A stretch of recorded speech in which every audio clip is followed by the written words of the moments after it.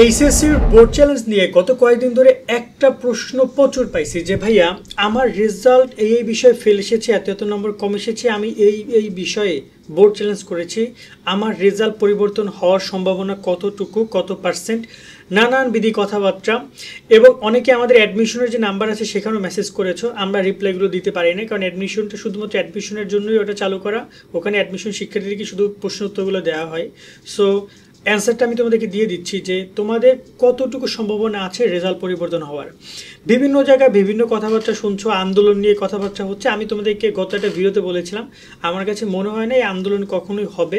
শিক্ষার্থীরা ফেল করেছে, একটা ফ্রাস্ট্রেশনে কথাবার্তা বলতেই পারে, তবে এটা সামাজিক যোগাযোগ মাধ্যমেই পর্যন্ত সীমাবদ্ধ, কারণ তুমি রাস্তাঘাটে যা নামা এত ইজি না রাইট নাও, দেশের যে প্রেক্ষাপট চলতেছে। তো সেই সব কিছু বাদ দিয়ে আমরা এবার একটা কথা বলি বোর্ড চ্যালেঞ্জ প্রসঙ্গে। তোমরা যেন বিগত বছরগুলোতে, আমি তোমাদেরকে 2025-এর আরেকটা বোর্ড চ্যালেঞ্জের খবর দিব, তারপরে তোমাদের কথাগুলো বলছি। বিগত বছরে আওয়ামী লীগ সরকার যখন ছিল তখনও বোর্ড চ্যালেঞ্জকে অত প্রায়োরিটি দেওয়া হয় নাই। শিক্ষার্থীদের কাছ থেকে শিক্ষা বোর্ডগুলো কোটি কোটি টাকা ইনকাম করতো, আয় করতো কেন বলছি, কারণ রেজাল্ট চেঞ্জ হতো না। তো ওই টাকাটা আয় এক প্রকার, তাই না? রেজাল্ট যদি চেঞ্জ হয় তাহলে টাকার বিনিময়ে রেজাল্টটা চেঞ্জ হলো বা একটা অ্যাডভান্টেজ স্টুডেন্ট পাইলো, তাহলে ঠিক আছে। বাট যদি ম্যাক্সিমাম স্টুডেন্ট রেজাল্ট চেঞ্জ না হয় তাহলে তো বোর্ড একটা ভালো মুনাফা করলো।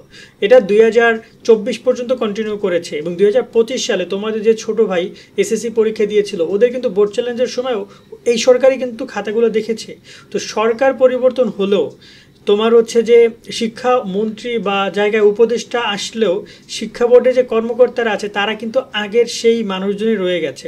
সো আমরা সেটা 2025-এর এসএসসি বোর্ড চ্যালেঞ্জে দেখেছি, সেখানেও সর্বোচ্চ 12,000 না 13,000 শিক্ষার্থীর রেজাল্ট পরিবর্তন হয়েছে সবগুলো বোর্ড মিলিয়ে। ওকে, সো ম্যাক্সিমাম স্টুডেন্টের বোর্ড চ্যালেঞ্জের রেজাল্ট পরিবর্তন হয়নি। সো এই জায়গায় তোমাদেরকে আমরা গ্যারান্টি দিয়ে বলতে পারবো না যে রেজাল্ট পরিবর্তন হবে। তবে তোমরা যদি, যেহেতু বছর রেজাল্ট খুবই খারাপ হয়েছে, মানে এসএসসি থেকেও খারাপ হয়েছে, সো অনেক শিক্ষার্থী বোর্ড চ্যালেঞ্জ করবে, শিক্ষা বোর্ডগুলো অনেক মুনাফা করবে, এটা তো এক প্রকার কনফার্ম। বাট এই জায়গায় আমরা তাদেরকে এসে বলেছিলাম যে খাতাগুলো কি সঠিকভাবে মূল্যায়ন করা হবে কি না, নিরীক্ষণ করা হবে কিনা। তারা তো নর্মালি কখনো কি বলবে তারা যে খারাপ দেখা হবে না বা সামথিং, তারা তো সেটা অস্বীকার করবে না, তারা তো স্বীকার করবে হ্যাঁ অনেক ভালোভাবে খাতা দেখছি আমরা, সেটা আমাদেরকে বারবার বলছে। কিন্তু শিক্ষার্থীরা যে পূর্ণ মূল্যায়নের কথা বলছিল আমি তোমাদেরকে বারবার বলেছি তোমরা এগুলো নিয়ে সামাজিক যোগাযোগ মাধ্যমে কথা বলো, তাদেরকে নোটিস করা যে পূর্ণ মূল্যায়ন না করুন, অন্তপক্ষে নিরীক্ষণটা ভালো মতো করুন, সেক্ষেত্রে রেজাল্ট পরিবর্তনের সম্ভাবনা একটু বেশি বাড়বে। কিন্তু রাইট নাও যদি আমি একদম পার্সেন্টেজ আকারে কথা বলি, 1 লাখ শিক্ষার্থী যদি বোর্ড চ্যালেঞ্জের আবেদন করে তাহলে সেখানে 3 থেকে 4 হাজার, সর্বোচ্চ 5,000 শিক্ষার্থীর রেজাল্ট পরিবর্তন হইতে পারে। তার মানে 5%, মানে 100%, সেখানে 95% হবে না পরিবর্তন, আর 5% স্টুডেন্ট রেজাল্ট চেঞ্জ হবে। যদি 5 লাখ শিক্ষার্থী অ্যাপ্লাই করে হয়তো 20,000 শিক্ষার্থীর রেজাল্ট পরিবর্তন হলেও হতে পারে, আর কম হইতে পারে। তবে আমি দৃঢ় প্রাণে বিশ্বাস করি যদি শিক্ষার্থীদের খাতাগুলো বোর্ড চ্যালেঞ্জে আরও মূল্যায়ন করে, আরও গুরুত্ব আকারে, মানে গুরুত্বপূর্ণভাবে দেখে সে জিনিসগুলো, তাকে খাতাগুলোকে আরও গুরুত্ব দেয় বোর্ড চ্যালেঞ্জের নিয়মটাকে, তাহলে অনেক শিক্ষার্থীর রেজাল্ট পরিবর্তন হইতে পারে। আমি তোমাদেরকে একটা ব্যাপার ক্লিয়ার করতে, আমাকে একটা স্টুডেন্ট নক দিয়েছে যে ভাইয়া আমি আমার বায়োলজিতে এত সুন্দর পরীক্ষা দিয়েছি, আমার এখানে A+ কনফার্ম, বায়োলজিতে A+ কনফার্ম, হায়ার ম্যাথে আমার A+ কনফার্ম, সেখানে হায়ার ম্যাথে আসছে আমার A-, বায়োলজিতে আসছে B। আমি বললাম যে তুমি কনফার্ম হলে তাহলে বোর্ড চ্যালেঞ্জ করবে। বোর্ড চ্যালেঞ্জ তো করবো, কারণ এখানে ও বলতেছে আমি যতটুকু বুঝতেছি আমার খাতা মূল্যায়নই ঠিকমতো হয় নাই, ঠিকমতো হয় নাই। এখন ওরা যে পূর্ণ মূল্যায়নের কথাগুলো বলছে এটা কিন্তু কোনো অযৌক্তিক কিছু না, কারণ অনেক শিক্ষকরা এই খাতাগুলো যে কীভাবে মূল্যায়ন করছে একমাত্র আল্লাহ মাহবুদ জানে।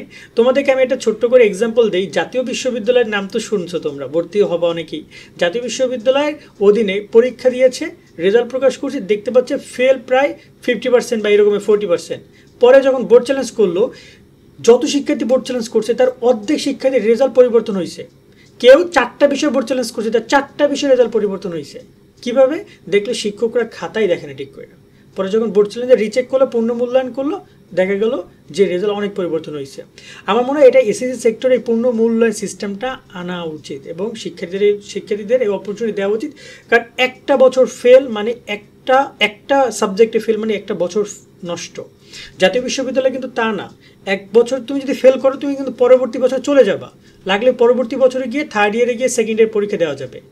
ফার্স্ট ইয়ারে ফেল করছো, তুমি এখনও 3rd ইয়ারে আসো, 3rd ইয়ার পড়তেছো, কিন্তু এখনও ফার্স্ট ইয়ারে ইমপ্রুভমেন্ট এক্সাম দেওয়া যায়, এত সুবিধা আছে। 2-3 বছর আগের এক্সামও দেওয়া যায় ফেল করলেও, 2-3 বছর বসে পরীক্ষা দেওয়া যায়, ওভাবে তোমার ইয়ার চলে যাচ্ছে। কিন্তু আমাদের এইচএসসি পর্যায়ে নাই, আমার এদের এইচএসসি পর্যায়ে ফেল করলে বিশ্ববিদ্যালয়ে ভর্তি ক্যান্সেল। এই যে আজকে আমরা দেখতে পাচ্ছি প্রায় 11 লাখ আসন সংখ্যা ফাঁকা থাকবে। মানে বুঝো তুমি, এবারে 5 লাখ শিক্ষার্থী ফেল করাই দিয়েছে।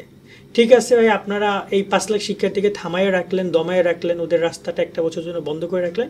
আপনারা যদি সুখে শান্তিতে ঘুমাইতে পারেন তাহলে ঘুমান, ঠিক আছে। আর ওরা কান্না করুক, ওদের কি আর করার, এই দেশে জন্মগ্রহণ করছে, আপাতত কান্না করা ছাড়া কোনো কিছু করার নাই। কারণ এমন একটা সিস্টেমে আসি আমরা, কোনো কিছু করার থাকে না। সকলে অনেক অনেক ভালো থাকবা, আর তোমাদের মতামতগুলো কমেন্টে জানাইতে পারো। আল্লাহ হাফেজ।